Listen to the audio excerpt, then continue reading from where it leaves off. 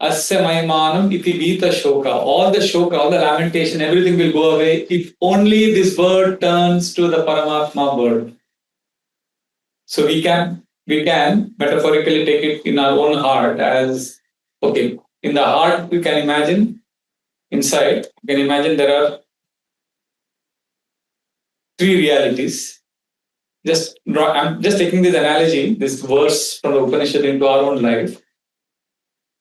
Fancy that you are in the center. On your right is Krishna, Radha Shyamsundar, waiting for you to embrace you. And Krishna is there, waiting. प्रभु जी को पहनाओ नहीं प्रभु जी को पहनाओ प्रभु जी बैठे मतलब प्रभु जी के कृपा disciple बैठे हैं अरे वो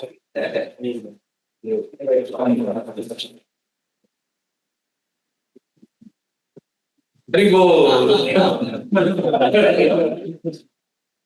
Thank you.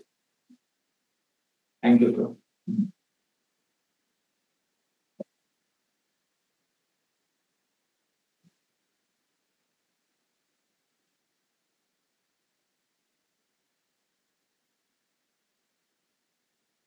Yeah, so imagine like this. We are in the center. On our right side is Krishna. Waiting, come, turn to me. I'm there for you. Krishna is ready to embrace us. Krishna is ready to fill our hearts with unlimited spiritual oneness, happiness. So our neck has to be turned to the right. But where is our neck right now? On the left side. And who's on the left side? A giant 20-foot tall demon with horns coming out, with big fangs, and who's constantly shouting, ranting, bah, bah, do this, do that, he's like this, he's bad, he's good, he's constantly. And what are we doing? We are mind worshippers. We have turned to the left side. We have turned to the left side and we are saluting this Mr. Mind. And yes, sir. Yes, sir. We are just obeying all his commands. And the worst part is he cannot even touch you. He is not you. Whereas Krishna is you. In the sense you are one with the Lord. Qualitatively we are same. So embrace of Krishna is real. Whereas the mind whom we have made partnership with, whom we are married, so to say, we can't even touch. But he's ordering us and we are slaves. We are simply following the order of the mind. So Bhakti Yoga process is simply the process of turning our neck, which is tilted to the left, turn it to the right. Krishna and yours. So this verse is very powerful. This verse is appealing to us. Turn to Krishna. But we are like that bird who is hoping, yes, let me get that fruit. Let me enjoy that fruit. No, that fruit is better. No, all the fruits I've tasted before have been bitter, but this one is better. Let me try this. Hope, there's a saying, German saying, I forget the actual German. It translates into English as the hope dies last. Hope never dies. Maybe I'll squeeze better next time, material happiness, I'll get somehow. I don't know, some of us realize that there's only suffering in the world. We are like that bird who realizes that I've suffered enough. Let me go to that bird. He is my friend. Some of us get a glimpse. Yes, there is Krishna. I have to turn to Krishna. Yes. And we are ready to turn to Krishna. And as we are going towards that Krishna bird, suddenly we see another fruit hanging. And we think, this one is appearing very attractive. Maybe I'll try this one, last one. And that Krishna is anyway waiting for me. Krishna is not going anywhere. Let me try once. My Guru Maharaj says, Maya Devi traps both devotees and non-devotees. Non-devotees, she convinces them not to surrender to Krishna. And devotees, she convinces them to postpone their surrender to Krishna. So we are postponing. No, that one bird let me try. Because Krishna is there. But that one fruit let me try. That fruit also disappoints. And we keep avoiding. And that is the story Prabhupada spoke about Kailash. In that Kailash story, who was a young boy, Narad Muni told him, become a devotee. He said, no, I'm very busy now, I'm playing. Then Narad Muni came after some years. The boy said, now I have school, I have exams. Come later, I can't practice bhakti now. When he came later, he said, now I'm in love, I'm getting married, I need a job. And then he came later, he said, no, my children are growing up, I have to manage their education, no time for bhakti. Like that, he goes on. Finally, he becomes a dog in the next life. Then he becomes a snake in the subsequent life. And then Narad Muni comes and tells all his family members, because he's protecting the family property, the backyard of the house, as a snake. And the family members come and try to beat the snake, and the snake runs and takes shelter of Narad Muni. So we are like Kailash, we keep postponing. What is Shankaracharya's famous verse? Balastavat krida sakta, tarunastavat taruni sakta, vruddhastavat chinta sakta, pare brahma kopina sakta. Childhood has gone in playing, krida sakta, playing sports.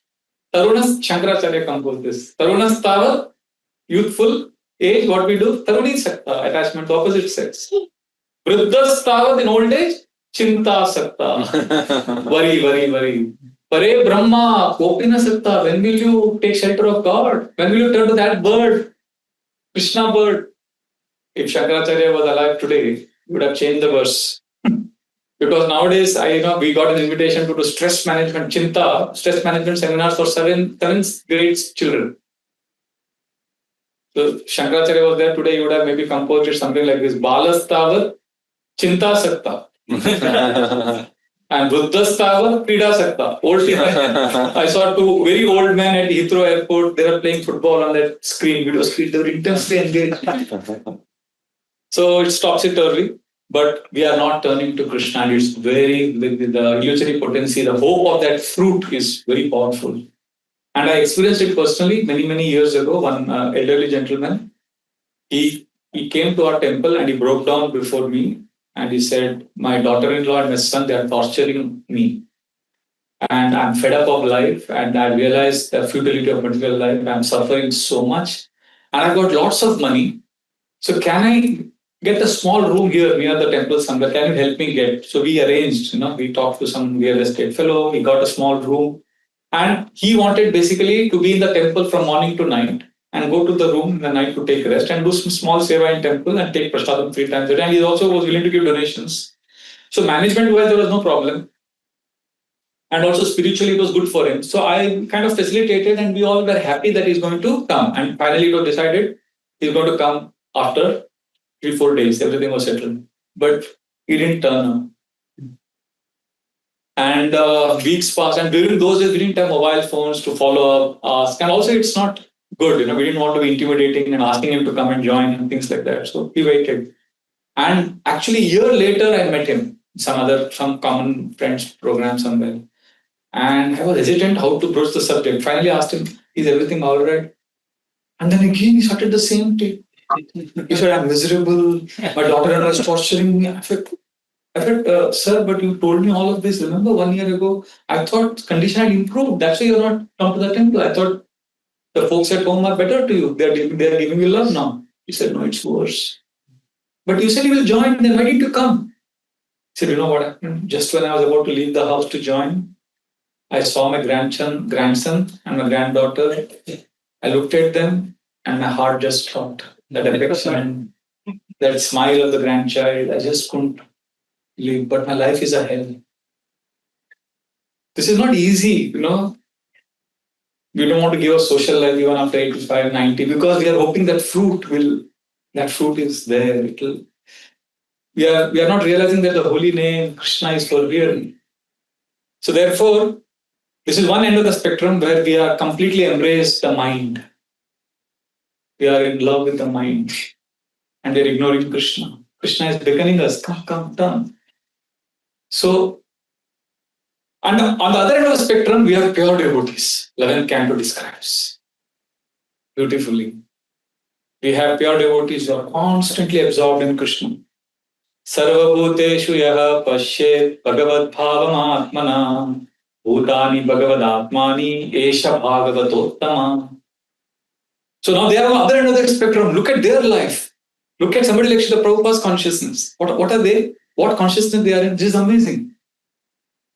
Sarva bhuteshu yaha pashyet. When they look at all living entities, Bhagavat Bhavam Atmana. They are able to see love of Krishna in every person's heart. This person loves Krishna. This person loves Krishna. Bhagavat Bhavam Atmana. And not only that, Bhutani Bhagavad Atmani. And they're also able to see each living entity as not different from the Lord, qualitatively. Esha Bhagavatottama. Such a person is the purest of pure devotees because he's embraced Krishna. He's only seeing from Krishna's vision. He's not judging people. See, when we interact, who is talking? It's not Krishna who is speaking. The mind, remember, the 10, 15 foot tall giant, he's the one who's ranting. So even when we are interacting with people, we are judging them constantly, seeing them from the spectrum of our mind, intelligence and ego. Whereas a pure devotee with Krishna is only seeing people the way Krishna would see. Pure vision. This is a vision of a pure devotee. When I was hearing Srila Prabhupada's class, you can get a glimpse.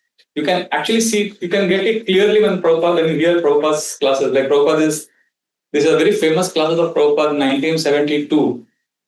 Vrindavan, Nectar of Devotion classes. Have you heard them? They are like amazing.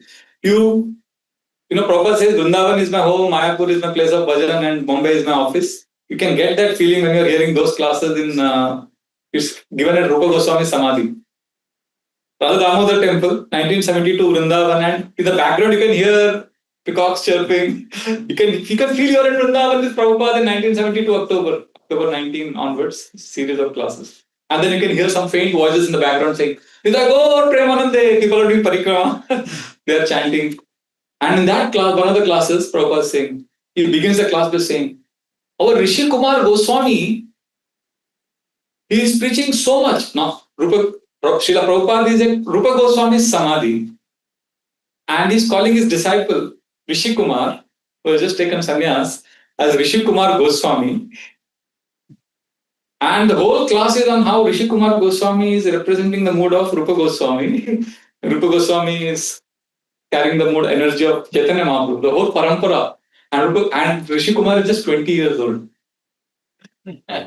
He's just 20.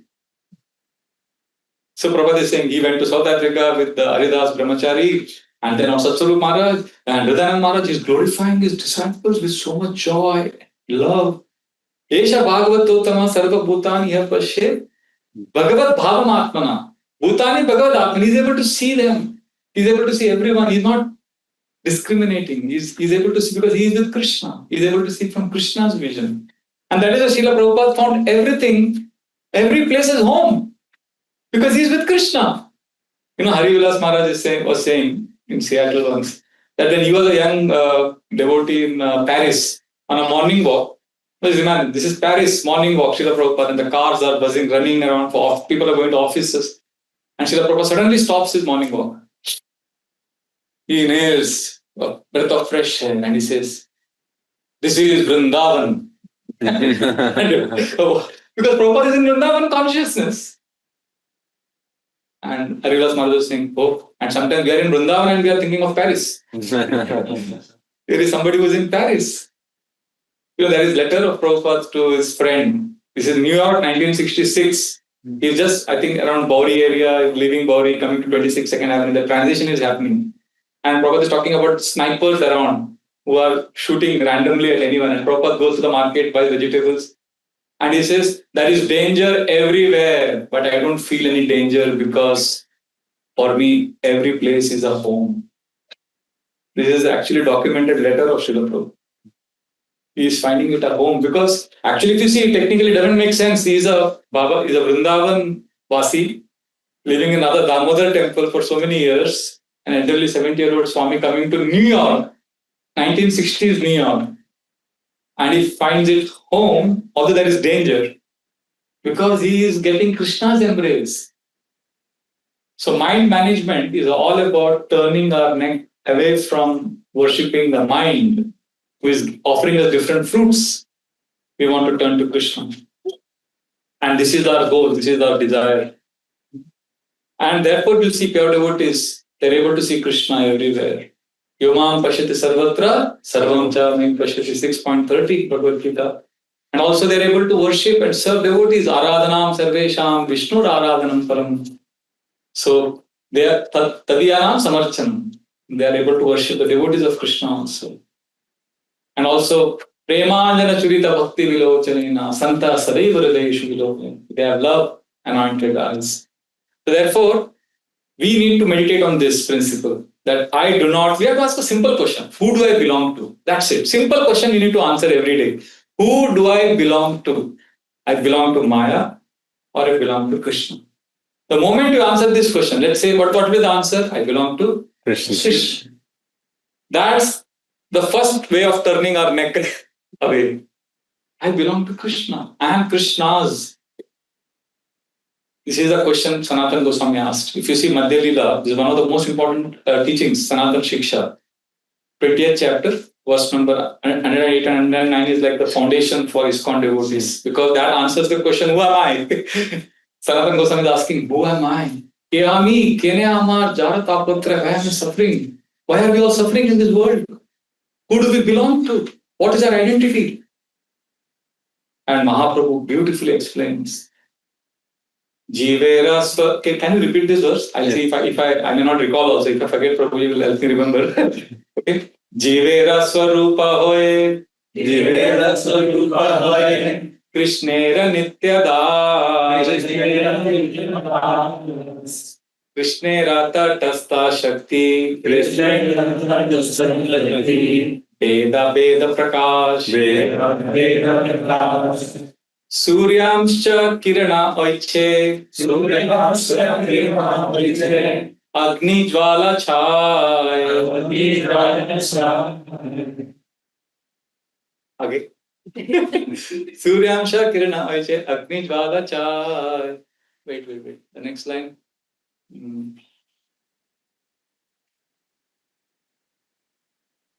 The last line says, Krishnera teen prakara hoy. There are three energies of Krishna. So how does it begin? Jivera Swarupa. See, first of all, you have to understand what is our identity.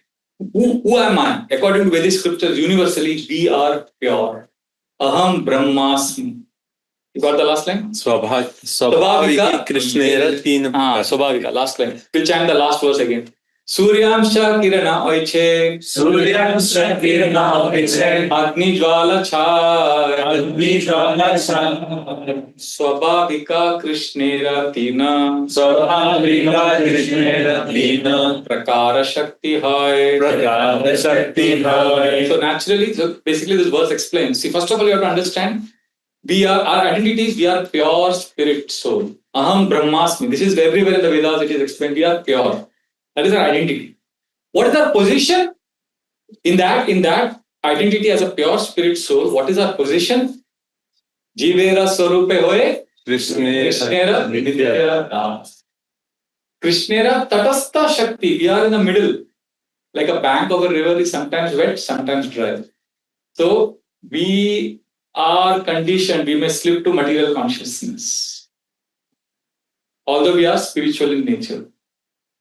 So then, Mahaprabhu is giving an example. Suryamsha Kirana Oiche. The sun is fiery. And the sun ray is also not different from the sun, but it is quantitatively small. Qualitatively same as sun. Agni Jvala Chai. Big ball of fire. The spark from that fire is also fire, but quantitatively small. So we are belonging to Krishna. Now, the one of the things we need to do to manage our mind is to understand, I am first of all pure spirit soul. This mind is not me. Right now our identity is merged with the mind. We don't separate ourselves from the mind. It's like whatever the mind is saying, that's me. But when I understand I am of this nature, I am of Krishna's nature, then I can separate myself from my mind. This is very important. If you don't understand qualitatively that I am, see, Mahaprabhu said qualitatively we are same as Krishna. Quantitatively we are different. Sometimes we focus on the difference so much. We are different. The servant is good, but we are different from God. We are so scared to think of the oneness. Mahaprabhu gave Achintya, Veda, Abheda. We are not different from the Lord. We don't talk about the non-difference. We are so scared. No. We are different from the Lord. So the difference makes us eventually lead to duality. We keep talking. That's why even as devotees, we are fighting. You go on the internet, constant blasphemy. Why? Because we are living in fear, insecurity, which is a symptom of living in duality. One who lives in oneness would be able to give love. He would feel Krishna's love. So therefore, this is very, very unfortunate. But then we have hope. We have to first connect to this principle that I am qualitatively same as Krishna. I come from a tradition in South India, from Udupi. So when I grew up, I spent my first 10 years in this temple town. My grandfather was a priest in the temple, and we were from that tradition where, Madhvacharya, you see Madhvacharya's painting, drawing, he's sitting like this. Madhvacharya gave the philosophy that living entity and God are different. Shankaracharya said, we are all one with God. Madhvacharya said, no, we are different from God. And Chaitanya Mahaprabhu harmonized it so beautifully that we are one with God in quality, but we are different because we are servants. Now, before coming to ISKCON, I had no idea. See, this is the way Prabhupada explained it so simply, so logically. Nobody has given this like this before. And when I was, remember, only after coming to ISKCON, I understood all the depth of this philosophy. Before that, what I was thinking as a young boy, I was running around in temple town and running at home in temple. And, as children, we were always fond of eating. Annamaya Kosha is developing, always eating laddu, sweets, fruit. So my grandmother would always take me to the altar in our home. I grew up with my grandparents. My grandmother would always, see, look at our Guru, Madhvacharya's photo would be there in the altar. Madhvacharya would be sitting like this. And my grandmother would say, see, Madhvacharya is saying we should eat only 2 times in a day. For many years, I thought Madhvacharya's philosophy is we should eat only 2 times. And Prabhupada explained so beautifully how, this means what Madhvacharya is teaching is we are servants of God. And also Srila Prabhupada gave this amazing explanation about Brahman, Paramatma, Bhagavan. That Prabhupada's 2 examples, he gave one of the mountain, that you see the mountain from far, you see it as some hazy landscape. So that is the Brahman realization, very vague. And then there is Paramatma realization, you go closer to the mountain and you see, there are trees, there are bushes. And then Bhagavan realization is actually entering the mountain. Similarly, another example is the train. In a village where nobody saw a train, and the train came in, and one person saw the train and said, I've seen the smoke, I've heard the sounds, I've seen the train. That's like Brahman realization. You see the impersonal aspect of God everywhere. But Paramatma realization is like the person who waits for the train to come to the village. He sees, there is a train. It has doors, it has windows. So he gets more understanding. And the third person is like Bhagavan realization. He waits for the train to come and he enters the train and he sees, there is bathroom, there is fan, there is... he sees more. He gets complete understanding of the train. Srila Prabhupada also gave the example of the sun. Experiencing sunshine or God's shine as Brahman. Then seeing the sun through the telescope and then actually visiting the sun planet and shaking hands with Mr. President of the sun planet, Vivaswan.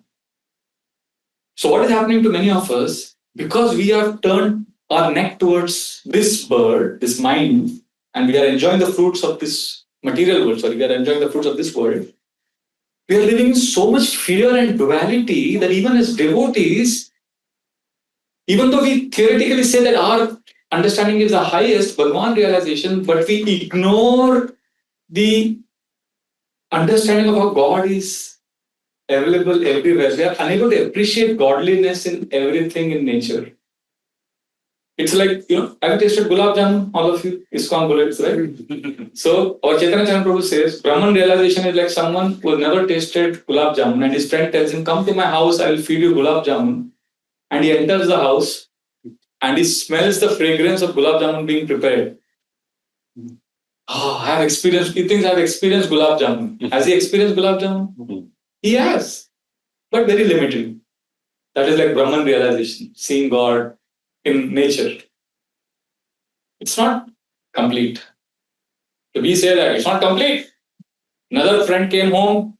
He also smelled the fragrance of gulab jamun, but he went to the kitchen and he touched the gulab jamun. It's soft. It's hot. Gulab Jamun has to be served hot. It becomes even tasty. He smelt it. And he had a more complete understanding of the Gulab Jamun. That's like Paramatma realization. But did he have complete understanding of Gulab Jamun? No. And who has a complete understanding? One who tastes it. One who tastes it, he experiences what the first two people also experienced, the fragrance as well as touching. But we are, unfortunately, many of us devotees, see, if we actually turn to Krishna, if we are embraced by Krishna bird, then we will be able to appreciate Brahman and Paramatma also. Many of us, we condemn Brahman and Paramatma realization. We don't want to talk about it. As if it's...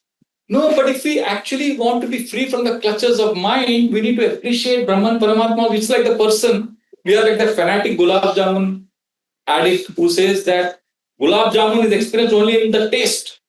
So what he does, when he sees Gulab Jamun is being cooked, he first of all blocks his nose. He doesn't even want to touch it. He just wants to taste it. Come on, if you really love Gulab Jamun, you will experience, you'll be present when you honor it. Similarly, we don't want to deny Krishna in nature. We don't want to deny Krishna in all aspects of our lives. I learned from one of my godbrothers, amazing, one of the types of journaling which I really love. How did Krishna show up today? Initially when I started writing that journal entry in the night, I would get nothing to write. How did Krishna show up today? I couldn't understand how Krishna showed up.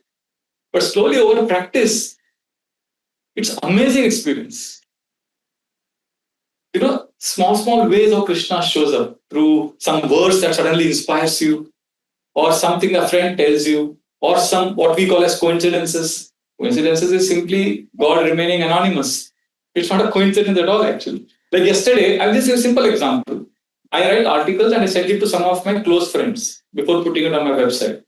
So one friend I sent it, I didn't know. Yesterday, and that article was called From Bollywood to Bhagavad Gita.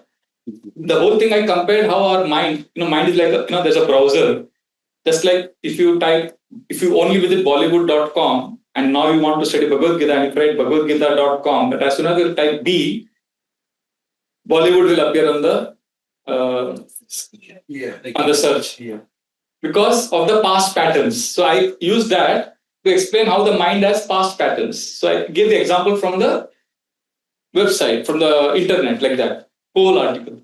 And this particular devotee, I didn't know it will help him so much.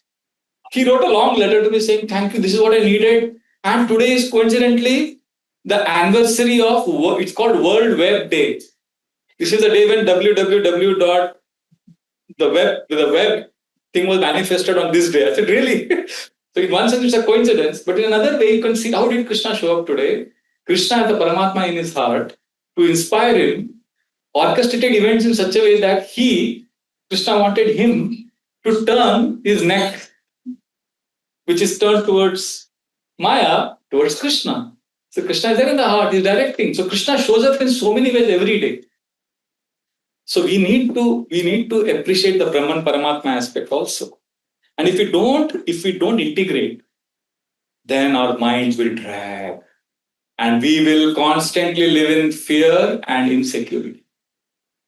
This is very, very important. Navayogendras, when they instruct Maharaj Nimi, Bhayam Dvitiya Viniveshatasyat Ishadapetasya Viparyayo Smriti Tanmayata Buddha Apajetam Bhakte Ka Esham Guru Devatatma.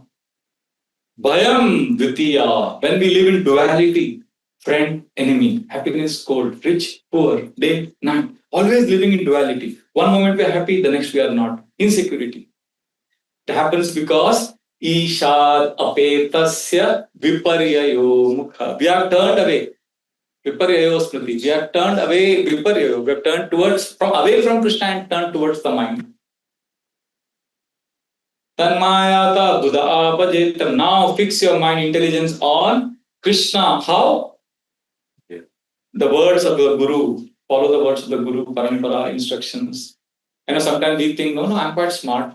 I can manage. My intelligence is quite strong. I don't need spiritual life. I don't need to follow Guru, Parampara, Krishna. No, I'm not controlled by the mind. I know everything. Bhagavatam dismisses this. Bhagavatam says, we generally think intelligence is superior to the mind. Bhagavatam says no. Wherever you hear intelligence is stronger than mind, please know that refers to spiritual intelligence. Because in material world, intelligence, which is supposed to ideally know better than the mind, unfortunately, intelligence is a slave of the mind. Avidyamanopi avabhati hidvayo dhyaturdiya swapna manorato yakha tat karma sankalpa vikalpakam mano buddho nirudhyat abhayam tatasyat. Very important verse. This says, look at our plight. What is unreal means what is temporary. Avidyamanopi avabhati hidvayo. We have accepted that as real because we are trapped into reality. Which means we are embraced mind. Because mind's nature is what? Accept, reject. And we have embraced Mr. Mind, because we are living in that consciousness, accepting, rejecting. And you may say, no, but my intelligence is strong. So the next line says, Dhyaturdhya swapna manorato yatha. It is simply riding the chariot of the mind. What is the proof? Tat karma sankalpa vikalpa kammano. Sankalpa, vikalpa. Accept, reject. That's how we live our lives. Therefore, Buddho Nirudhya, stop all of this by connecting to Krishna. Turn to Krishna, embrace Krishna. Take one step towards Krishna. You know what? Intelligence, how it is working for us. We think intelligence is strong. Okay, when we are overcome by desire, what should the intelligence do ideally? Stop it. It's not good for you. Right? But you know what happens with many of us? Intelligence becomes a lawyer for the mind. Yes, you are right. Whatever the mind likes, intelligence defends it. Mm-hmm. Something bad which is betraying our values, the mind wants it. The intelligence should prevent us from doing that. But intelligence says, no, you can enjoy it. And then tomorrow come to temple wearing tilak, nobody will know. People will think you're still an advanced devotee. This is how, see, it's like this. False ego has two bodyguards, mind and intelligence. This is how the drama, see, there's a mafia. It's an intense, it's an underworld, nexus. Just like this Harry Potter, there are two worlds. Muzzles and you're all sadhus. Wizards and so the wizard world, that world of wizards, thought they have their own laws, own Olympics, own police. And the world of the karmis, they have a different law. Similarly, in this world, we have certain etiquette, protocol, we live, but the inner world has its own operational system. You know what the world is? There is ego, false ego. It says, I am the enjoyer. That's a diktat issued by the false ego. And the first bodyguard of the false ego is the mind, which says, yes, sir, you are the enjoyer. And what does the mind do? First, mind job is sankalpa, vikalpa. Accept, reject. So, for example, when I came, who was doing kirtan? Somebody was doing very beautiful kirtan. Yes. What is your name? Arushi was doing very good kirtan. So I come and say, Arushi, excellent kirtan. Amazing kirtan. Now, Arushi, I'm taking liberty in saying what will happen inside. Please forgive me. I should have reversed it. I should have said, okay, no, let's say like this. Let's make it ulta. Arushi says, she comes to me after the class and says, Prabhuji, you gave a very good class.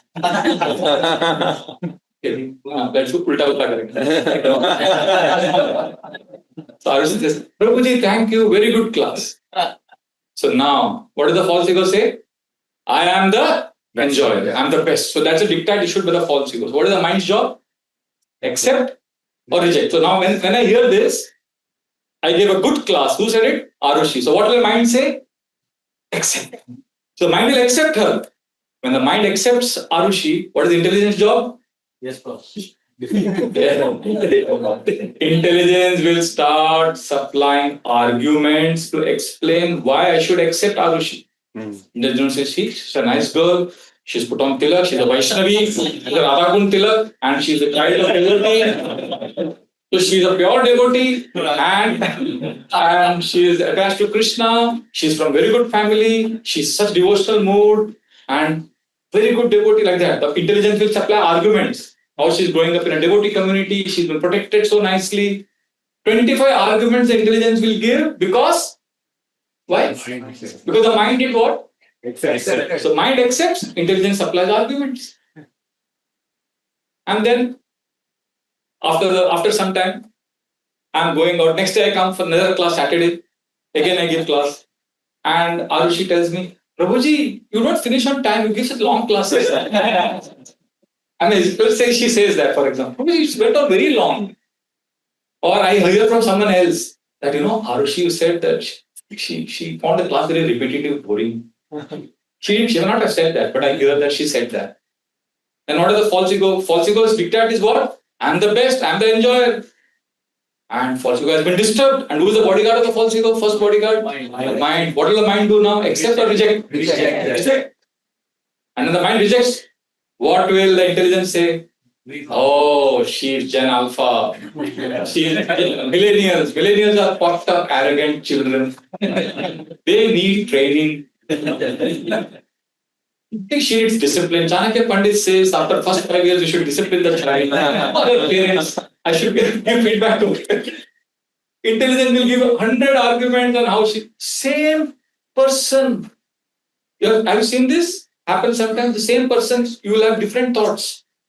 That's how the nexus is. It's deadly. And all this is happening because we have embraced the giant demon. We are married a demon. And unfortunately, see if your spouse, God forbid, abuses you, you can call 911, right? There is help. But which police station will register your complaint when you say, my mind is abusing me? I've given a name to my mind. In my journals, I don't call my mind as mind, I call it as Chanchal. Chanchal is a very sweet sounding feminine name. And since brahmacharis don't have companions, so we have acknowledged we have companion. And you can't divorce. And you can't divorce this companion. Okay, Chanchal. So I write, this helps a lot. You can try this, it's very helpful. You don't have to write journals. You You can always practice awareness. Awareness means just observe what Chanchal is saying. Without judging, like a video camera. Right now the video camera is observing. Video camera is not judging me. You may be judging. Video camera will just observe. Can you switch on the video camera inside for some time in a day, 5 minutes? Where you simply observe what the mind is saying. So what I do when I wake up in the morning, I take out my journal. See, I'm again saying you don't have to do this. I'm just saying what I do and how it helps me to practice awareness and separate myself from Chanchal. And it helps me to a certain extent turn my neck towards Krishna. So what I do, I write. Chanchal is not telling me drink hot water. Now Chanchal says check WhatsApp. Now Chanchal says go to the washroom. Whatever the mind is saying, I write it down. For 5 minutes only. And in those 5 minutes, at the end of 5 minutes, you know what happens? You realize, wow, he speaks so much. So much. And sometimes, suddenly, when you're writing one sentence, what the mind has said, as you're completing the sentence, you would realize that the mind has spoken 25 other things. In fact, you would forget what you were writing because mind has jumped to so many topics. And sometimes this also happens that as you're writing what the mind is saying, suddenly the mind will go blank. Like a tantrum throwing spouse who has been apprehended and nothing to say. So you're like, what do you have to say, Chanchal? Come on, say. Mind has nothing to say. Mind is blank. And when the mind is blank, you know what I do? I know this is my chance. Grab it. Now the mind is quiet. That means now you can speak in your voice. Till now it was the mind's voice. And that's the time. Turn your neck to Krishna and say, Krishna, I love you.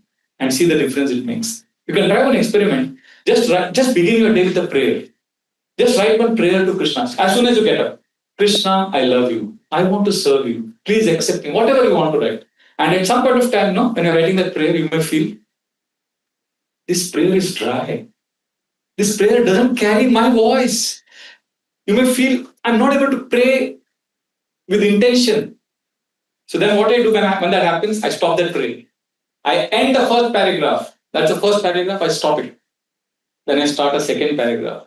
Now what is the second paragraph? Just write what the mind is saying. And write it as long as the mind is ranting. And as soon as the mind stops, and you're blank, I stop the second paragraph and I start a third paragraph. And you know what is the third paragraph? It is simply repeating as it is the first paragraph. And it's amazing. For a third person, when he sees that page, he may not even think you have just repeated the first paragraph. But you, because you have written it, it's different. Because the third paragraph is the soul talking to Krishna. The first paragraph is the mind. The mind is chanting, so you're not able to pray because the mind is shouting. Sometimes in Kirtan, Guru Puja, have you seen in temple? I've seen that. The Kirtan is so loud and somebody wants to tell you something, you can't hear, so you have to go outside the hall. Right? So similarly, when you are praying to Krishna, the mind is so loud, I cannot hear. I want to pray, but I'm not able to hear. So what do? I go outside the hall. For me, the hall outside is a journal. I write a prayer, Krishna. Then I'm not able to pray, then I simply practice awareness journal. And that way the mind becomes peaceful. And then you realize all the happiness, distress of this world is simply the drama of the mind. That's what Bhagavatam says. Mana eva. What is that Avanti Brahman's verse? Which he says, not the planetary system. Nobody is to blame for me. Nayam janoye sukha dukkha heto na devatatma griha karma kala. Mana param karanamamananti. Mind is the main cause. Then you realize what drama mind is doing. In our Vedic tradition, there is a famous story of how the mind can create such a mess. Famous story of King Vraja. Have you heard of Vraja? He was a very famous king. He was so much madly in love with his wife that he composed 100 stanza poem on her beauty. And he called it Shringara Shatak. Means glorifying the beauty of my wife. And later on, you know what happened to him? A big tragedy happened. One sadhu came to his kingdom and he said, this is a very special apple. It was the size of 10 apples, big apple. He said, this is a very special apple. You have to give it to the person you love the most, and that person has to eat it in alone when they are alone. So their life will be very blissful. So whomever you love the most, you give it.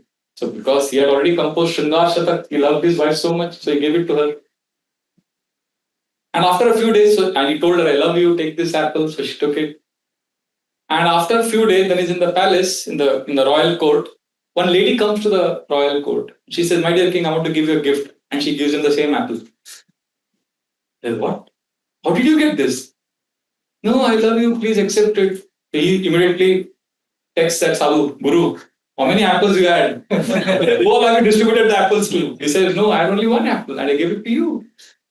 How come this lady is giving me? He confronts her. Where did you get this apple? Tell me the truth. I'm the king. You can't lie to me. And she says, there is this cowherd man in our village. He is married, but I'm his paramour. He loves me. And he came and gave me. But I love you. So I gave you. This is really, so he goes to the village. He confronts that cowherd man. He says, you rascal, tell me, how did you get this apple? From where did you get it? And he initially is reluctant, but he can't say no to the king. Finally, he reveals how the wife of the commander-in-chief of the army, the king's army, she gave him. Because she was madly in love with him. But he loved this lady. So he confronts that lady. And she says, who gave her? The commander-in-chief. Because he was her husband.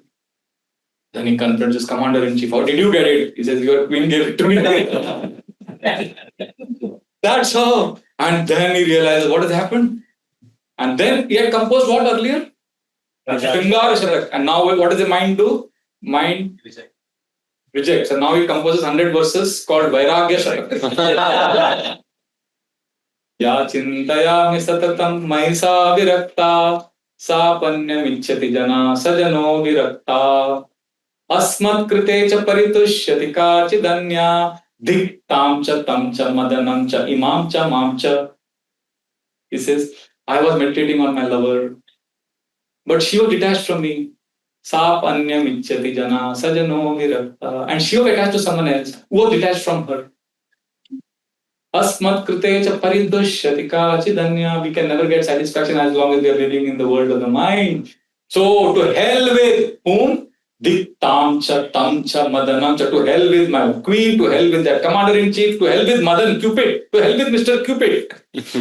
Diktam cha tam cha madanam cha imam cha mam cha. To hell with me also. So he is frustrated in life. So therefore Bhagavatam says, turn to Krishna. Improve your awareness. Don't be captured by this mind. So therefore, and we have to talk for this. Now, one inspiration is to practice awareness. But as sadhakas, our inspiration is we want to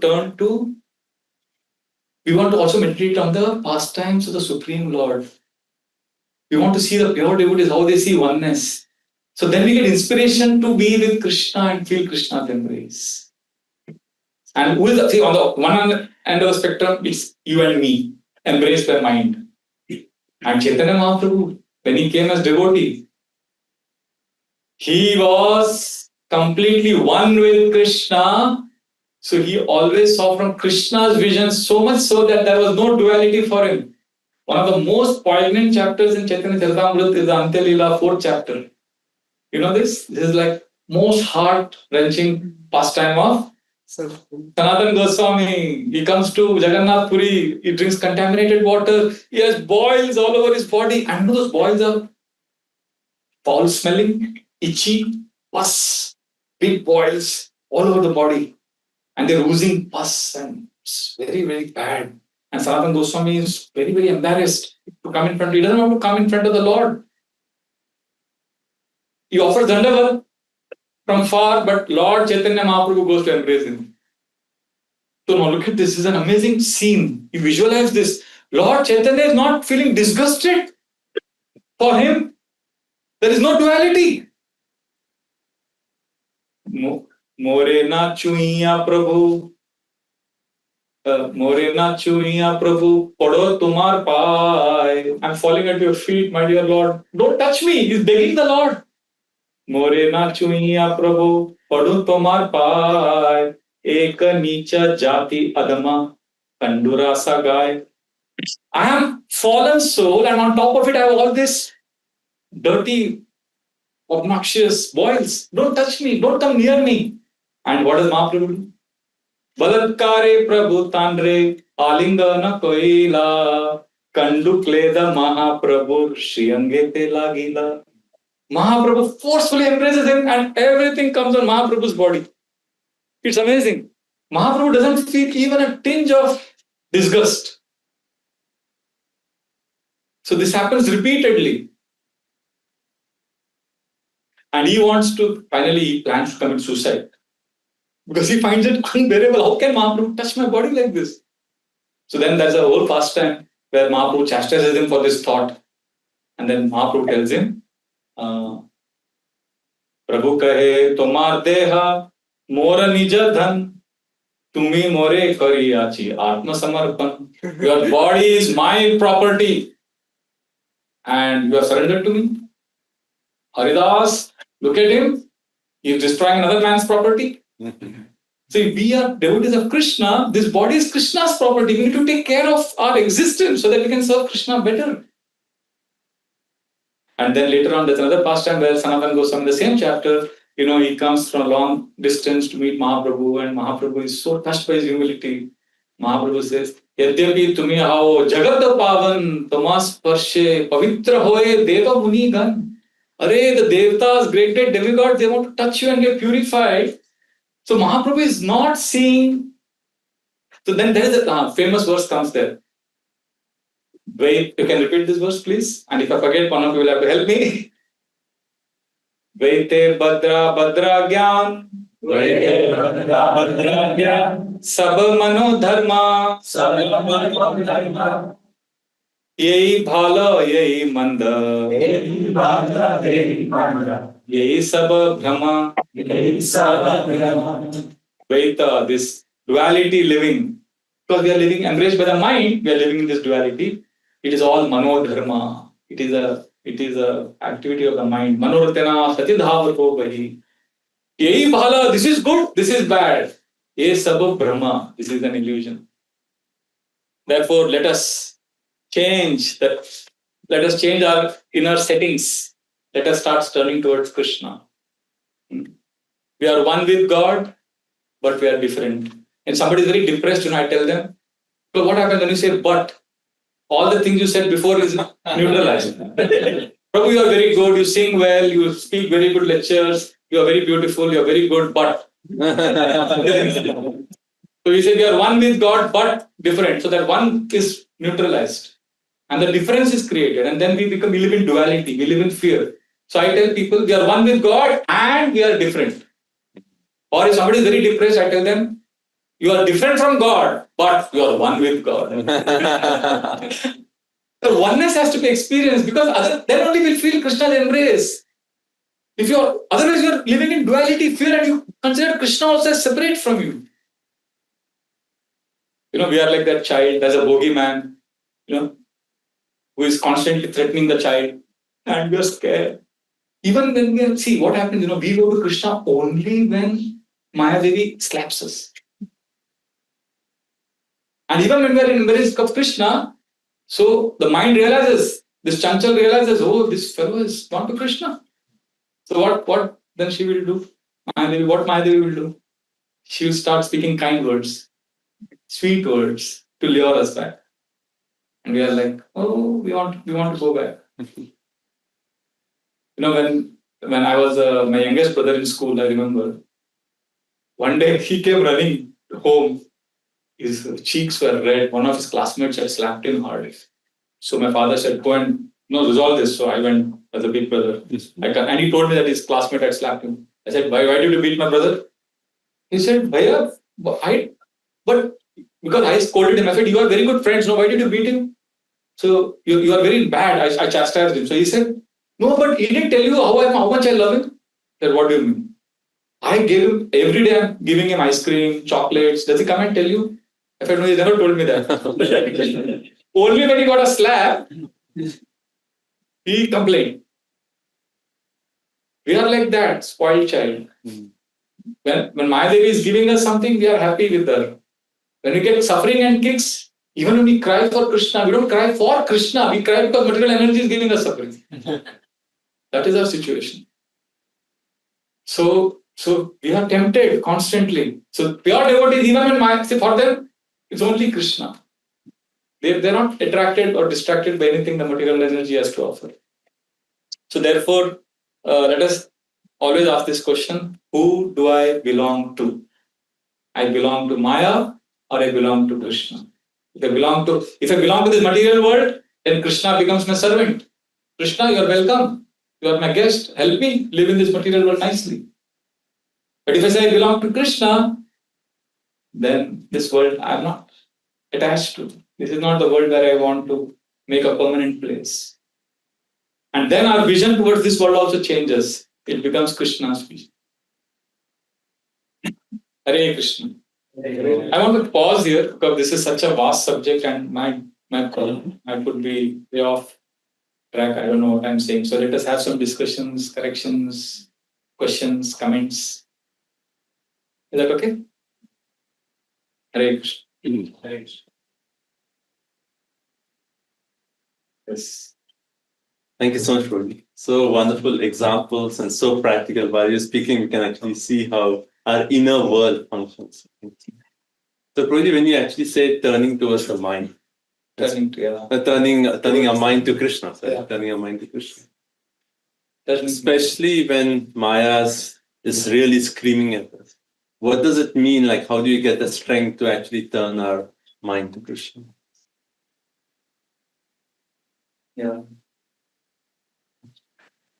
So let's say we're in the middle of, let's say we are provoked and we have chosen, and we're in the middle of temptation, distraction, provocation, and we give in to that and you betray your values.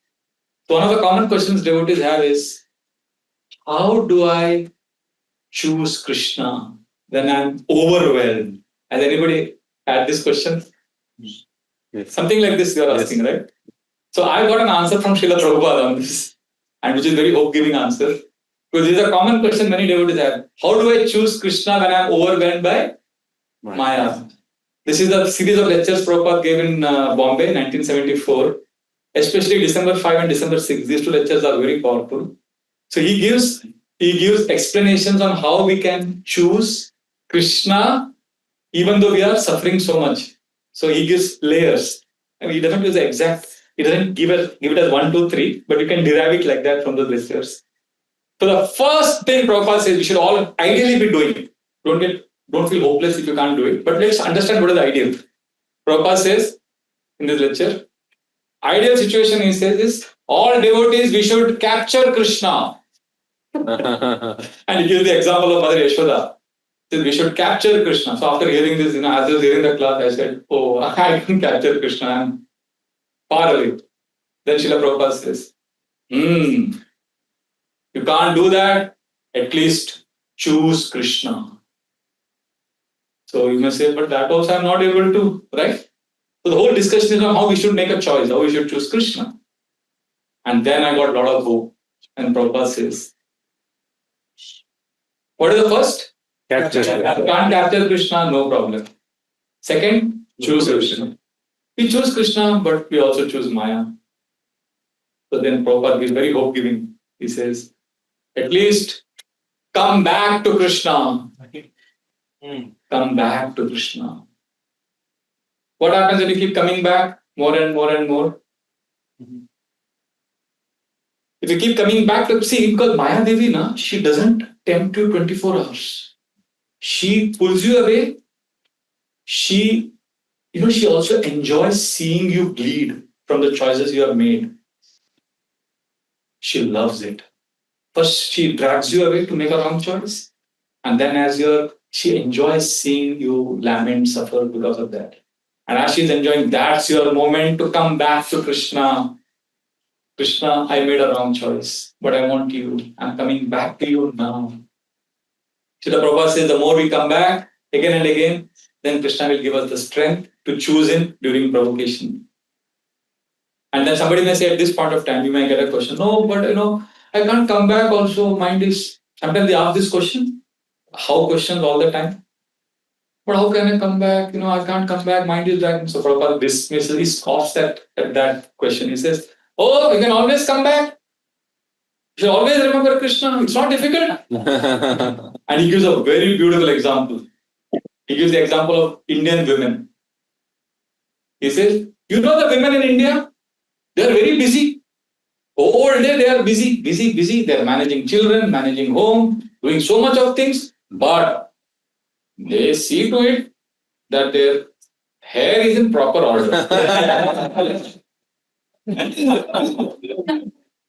Then Srila Prabhupada says, so our Indian women, however busy they are, they take care of the bunch of hair on their head. Srila Prabhupada says, the bunch of hair. So then, you understood what is it compared to? The bunch of hair is compared to what?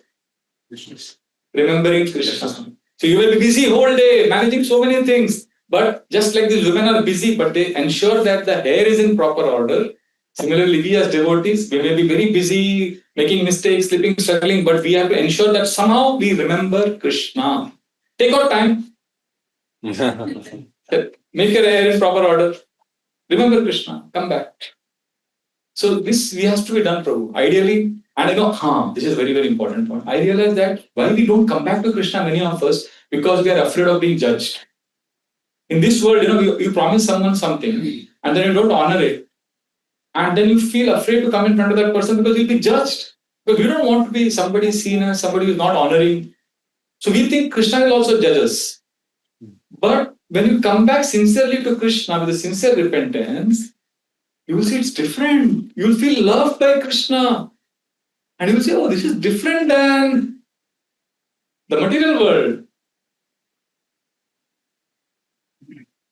Because Krishna's love is unconditional. He just is waiting for us to turn back to him. Is that okay? Yes, good. I don't know. Somebody has to take a call and pass in the microphone.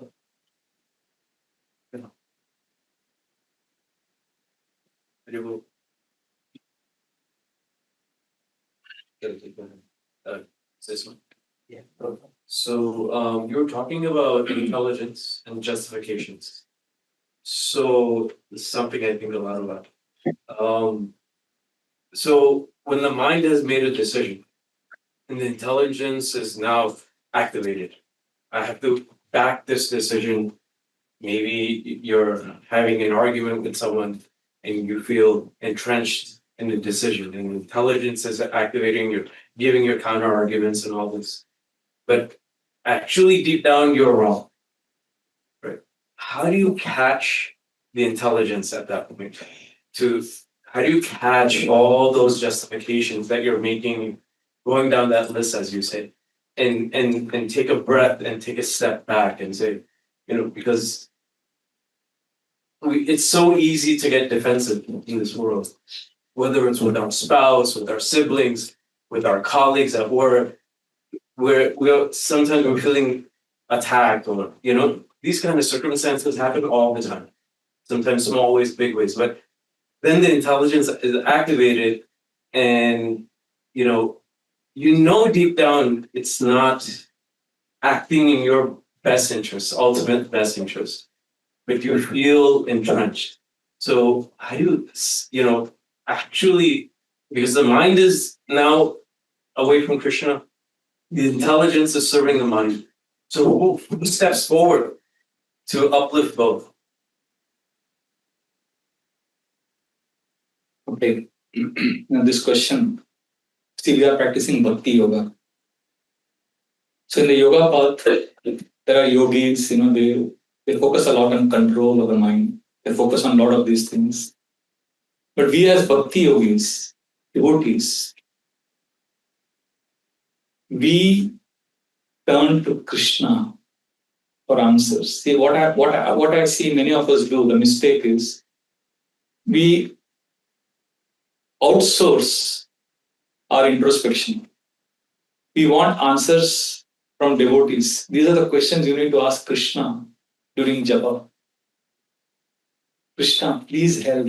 Bhakti Yoga is about making japa a dialogue with Krishna. We've turned it into a monologue. It's all about the mind going here and there. But japa is a time when you say, Krishna, I'm helpless.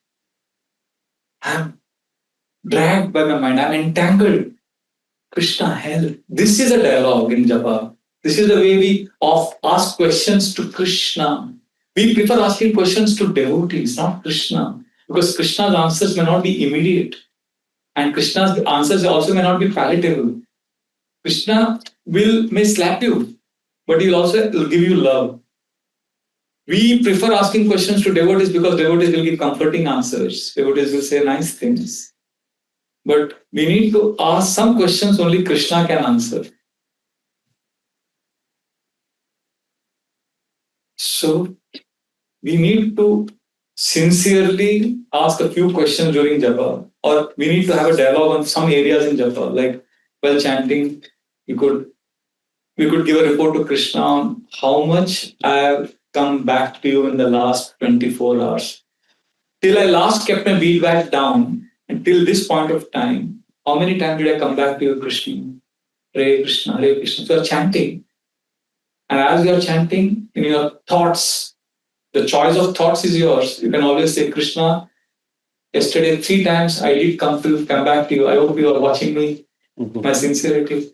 Last night I tried to offer a prayer. I sang a bhajan, but I felt so sleepy. I went off to sleep. But I'm sincere, Krishna. I'm coming back to you. So you're giving a report on you're coming back to Krishna. Then second, you could give a report on Krishna, my anartha of anger. I'm constantly shouting at my family members, please help me, Krishna. So this is again, you're offering a thought. So like this, when we constantly come to Krishna, ask questions to Krishna. So don't outsource your entire introspection. Krishna will be found in seminar halls, satsang halls, but Krishna actually reciprocates with you in your prayer time, in your japa time, when you connect with Krishna. So this question about intelligent mind, see, I simplified the whole thing.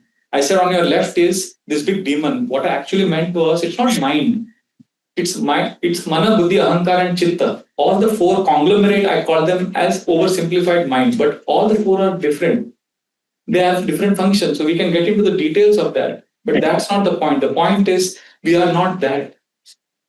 We need to turn to Krishna. So whatever sincerity we have, we need to, because japa, holy name, is the best vehicle for us to connect with Krishna. Because holy name is Krishna. So chanting is when we are chanting, we are vibrating the holy name.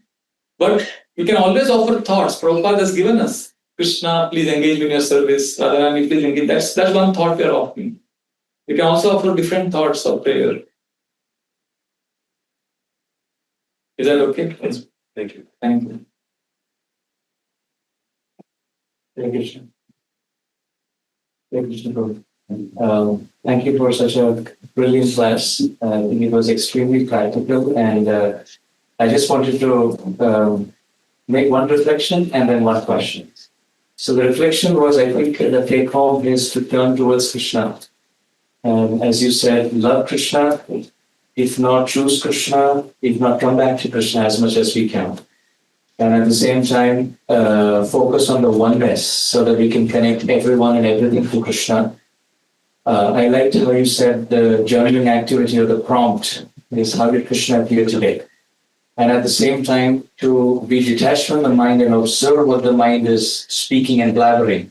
And then the first prayer and the first prayer repeated the third paragraph. I think that was a nice, wonderful take home for us. So thank you for this class with Srila Prabhupada's stories on how Srila Prabhupada, even in Paris, he's in Vrindavan, he's always connected with Krishna, and the story of Vraja Bihari, of the disgusting nature of this world and how we should turn towards Krishna. So thank you for that. My question is, please feel free not to answer this if it is too personal. My question, because we are all infants, children who have just started the process of bhakti, and you have been practicing for over 3 decades now. So my question is, in your personal journey of how loudly the mind was speaking and how softly maybe it's whispering now over 30 years by the practice of bhakti, would you be able to share something so that we can see light on the other end of the tunnel? and we can have hope that today it may be loud, but if we follow this process, then very soon by Krishna's mercy, it will just whisper. Okay. Thank you, Amarendra Prabhu. Before I answer your question, I'll tell you one of the entries in the last 1 month about how did Krishna show up today was when I was at a bus stop in Seattle with Amarendra Prabhu. And the bus number said, there is a bus number written there, that particular bus stops there, I think. It was 269. He immediately said, 2, Yugala Kishore, Radha Krishna, we can get their shelter only if 6 Goswamis bless us. And they've given us the Navavida Bhakti.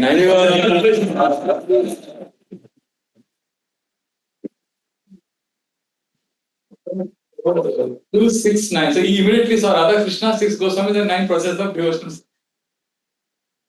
So I think 3 years back he taught me that game, Krishna game, So you keep an object and then get some Krishna conscious connection to that object or that thing in the room. See some object in the room and then let us all connect Krishna to that object. So anyway, thank you, Prabhu, for that. I'm sorry if I didn't mean to embarrass you, but I just remembered it. Regarding this, okay, has the mind become soft, detached? No. But there is hope. I'll tell you, honestly, I'll tell you a classic example of today itself later, but I'll tell you what has happened. At least now what has happened, I have recognized sometimes, that these 2 voices are different. Krishna calling is different than the mind's voice. You know what is the mind's voice? Mind's voice has 3 features: loud, fast, and attached. I'll repeat. Mind's voice is loud, fast, attached. So you're chanting, the mind says, check your WhatsApp. Now, right now. This is very important. Call up this person. That is mind. Loud, fast, and attached.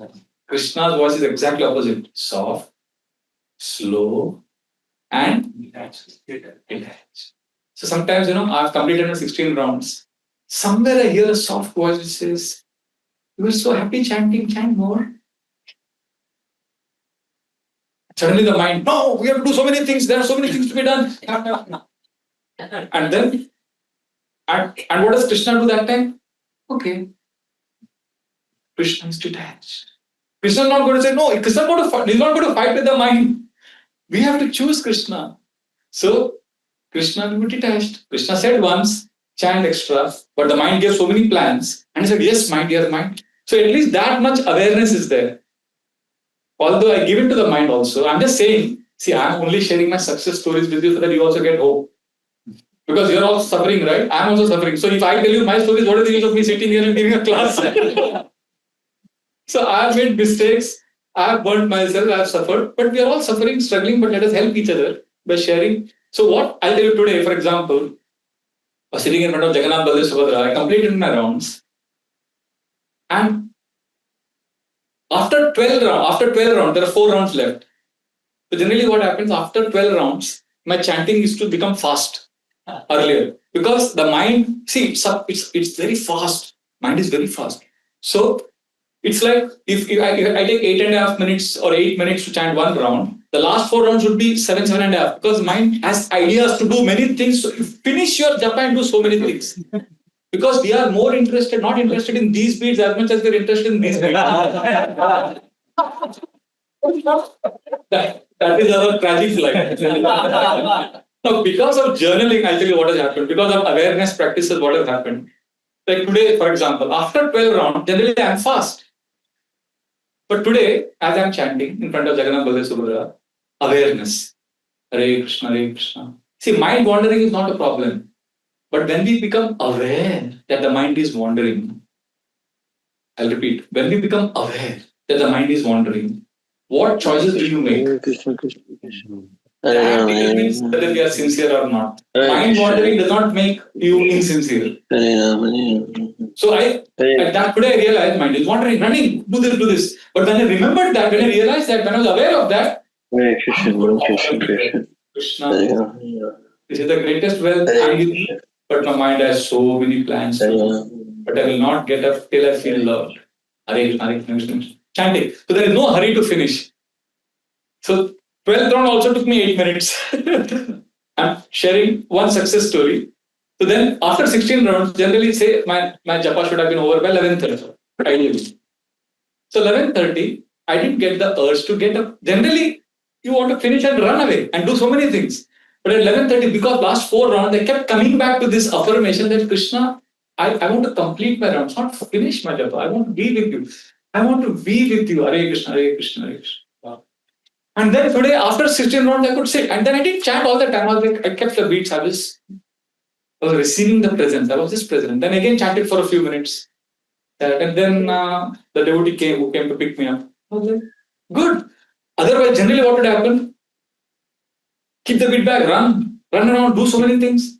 And then next day during japa period, you remember, where is my beat bag? You're so busy, you forgot. But one good thing that has happened is because of practicing awareness, even if I'm not able to connect with Krishna all the time, at least I know that I have to come back to Krishna.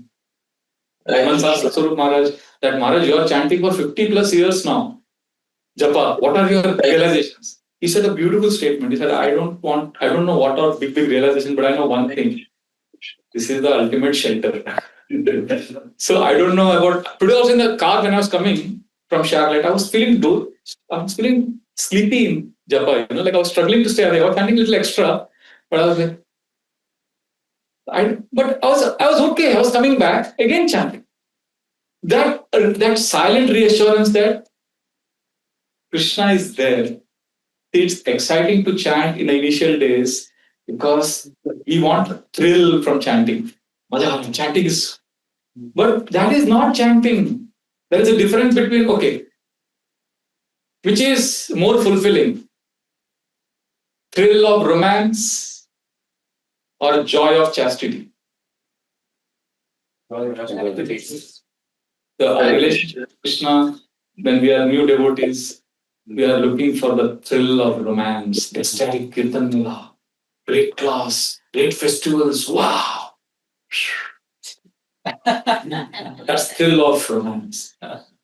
But joy of chastity is Krishna, feel like chanting. I'm but I want to prove that I'm sincere. I don't want to get up. I want to get up and run away, but I will not. Because I want to prove that I belong to you. Although I'm not here. That is joy of chastity. That is more fulfilling. Although it may appear that, one of the biggest mistakes we do is we think if I'm not struggling, then I'm advancing. No, struggling is not the criteria. Not struggling is not the criteria of advancement. At our stage, we may be struggling, but that longing, if there is longing in that struggle, then we are advancing. So yes, I was struggling, staying away, struggling to stay awake, chanting, but Krishna, I'm going to chant a few extra rounds today because I want to prove that I'm sincere. Hare Krishna. So that was very fulfilling, although it was not, if somebody else sees that chanting, you would think you're sleeping in japa, what is this? Yeah, I'm not, but I was trying, I was coming back to Krishna. So I think that much reassurance I've got that I'm not, I make mistakes, I'm bad, all that is there, but I belong to Krishna. Sorry if I've spoken, I've punched above my weight. I'm a very small person, struggling, but I think we need to. Hare Krishna. There's a difference between Diwali, July 4 fireworks. Hare Krishna. I saw in Dallas, I was like amazed. In India, we have the Diwali fireworks. How does that fireworks last? No, the one firework, whole program lasts half an hour. All those fireworks, flashy. But you go to these traditional Indian temples, there is a lamp. Srirangam, Puri, that is burning for centuries. So in the heart, you want to light that lamp and offer to Krishna. Sometimes it will flicker, sometimes it will illuminate, but we want to protect that lamp and keep it on for years after years. We don't want the bhakti to be like the Diwali fireworks. We want it to be going on and on and on. So let us light a lamp every night before sleeping. Figuratively at least, Krishna, I'm offering this to you. I belong to you. I come back to you today. We can do that? That is joy of chastity. So I think as we get older, we realize that I'm not as advanced as I thought I would be when I'm 50. But I'm happy where I am.